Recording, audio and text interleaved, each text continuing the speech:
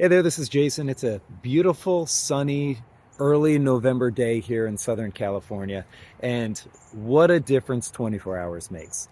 Yesterday, when I was out here in the orchard, I was harvesting the last of my pomegranates and persimmons, which marks the end of my deciduous fruit season.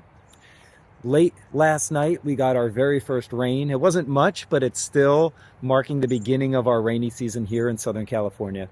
And we also rolled the clocks back for daylight savings time. So all of these things combined show that we are now officially at the end of the deciduous fruiting season. I'm moving into winter citrus here in my orchard, and I'm also looking ahead at what varieties I'm going to add in the late winter, early spring here in my orchard. So I wanted to go around today and show you what my trees currently look like, what I plan to add, and what I hope to be growing very soon over the next year right here in my San Diego Zone 10B orchard. So let's go check out some of these trees. First up is my Loquat. Now when I show you this, it doesn't look like much, but I grew it from seed from a Big Jim Loquat. So I'm pretty proud of this. It's gotten a lot bigger over the last 2 years. And last year, as this plant began to grow out as a multi-trunk tree, I grafted Orange Dream onto the right-hand side. And you can see that with that beigeish orangish label there on the right.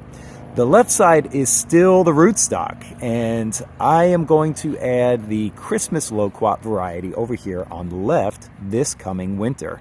Not only will I get a different flavor by having two different varieties, but I will extend the Loquat growing season because the Christmas variety, as the name implies, ripens up around December, January. So I'm all about successive ripening, and here on my Loquat, I plan to accomplish that and fill in some of those gaps that are hard to fill in between the end of the citrus season and the beginning of the deciduous fruiting season. So, Christmas Loquat coming soon.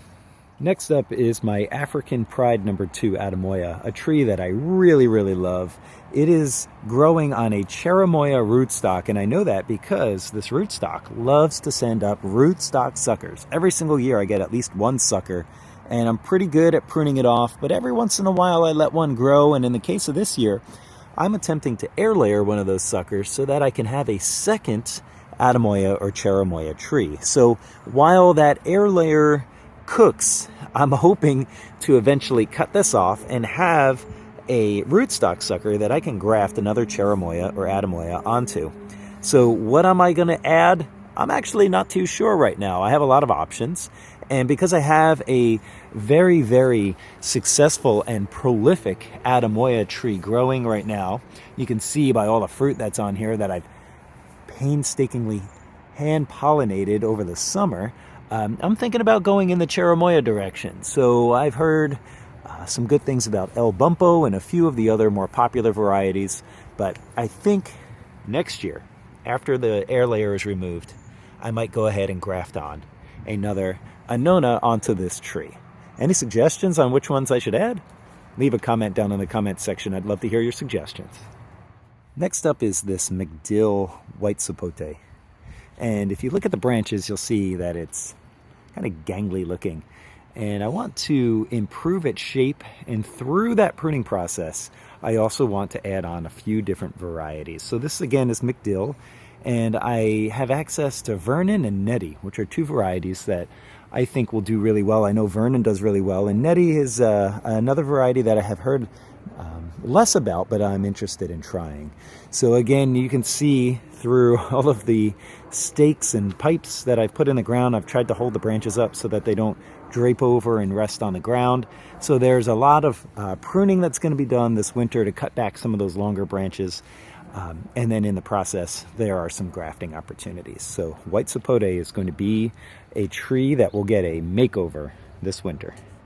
Up next are my Faoas, which are up near my driveway in the front yard. I have a Coolidge Faoa that's growing here. This one was grafted prior to purchase, and I bought it this way from the nursery. And this one has flowered, but because these trees require pollination, they need a second Faoa to cross-pollinate. And I have that second Faoa over here, but it's a seedling. So not only will it not fruit for a while, but then when it does eventually fruit, the fruit may be tasty or it may not be tasty. That's kind of the luck of the draw with seedlings. So I have a lot of opportunities to graft onto this tree, and I plan to add several different Faoa varieties this coming winter.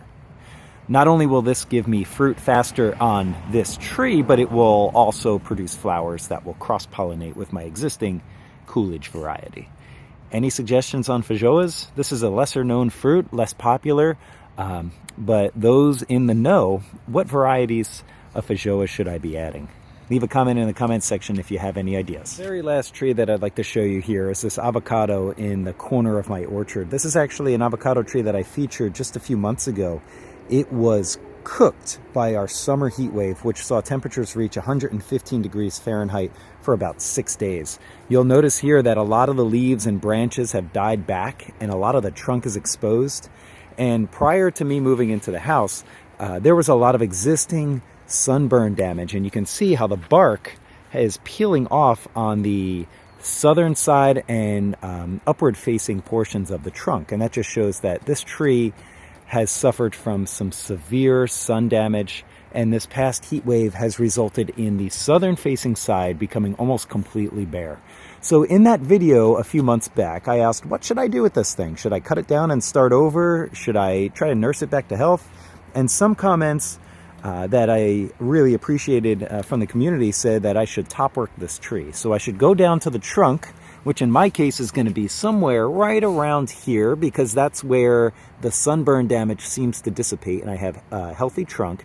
And I can top work this with multiple avocado varieties. Now, which ones, I'm not sure, but in January and again 2 months later in February or March, we have scion exchanges through my local California rare fruit grower organization.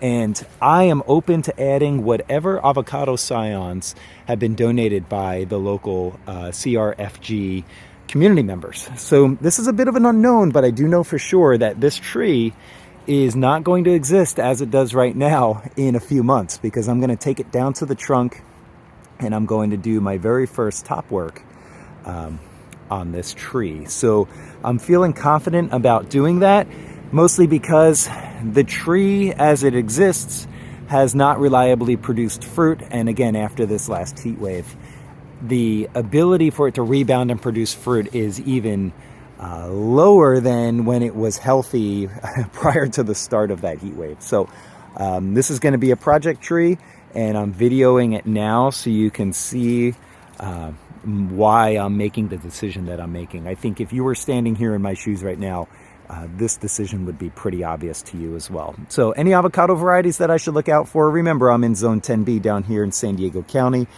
Some avocados grow a little bit better. I do have some on my wish list, but let me know what avocados you would absolutely add if you had the ability to do so. Before I officially sign off on this video, I do want to talk for a moment about sourcing scion wood and my decision to graft rather than plant new trees. I have over 100 trees in the ground here on my property, and I have over 140 different varieties of fruit growing. I really don't need any more, but again, one of my goals here in my orchard is successive ripening, and by grafting fruit that ripens up at different times, I can continue to achieve that goal so that I can come down here and I can pick fruit off this tree at any time of the year. As far as sourcing scion wood, I mentioned earlier that I'm a member of the California Rare Fruit Grower organization, specifically the San Diego chapter, but also the website Fruitwood Nursery has been very, very good to me. I have ordered so many scions and they run between $3 to $5. So that is a very, very small expense to pay to know that I'm getting the exact variety that I am seeking. So between those two sources, I'm able to get all the scion wood that I want, and I'm able to add all of the varieties that I'm looking for. So I hope that you are equally successful this coming winter as you do similar work in your orchard. If you have any experience or any comments to share, I'd love to chat with you in the comments section. Thank you.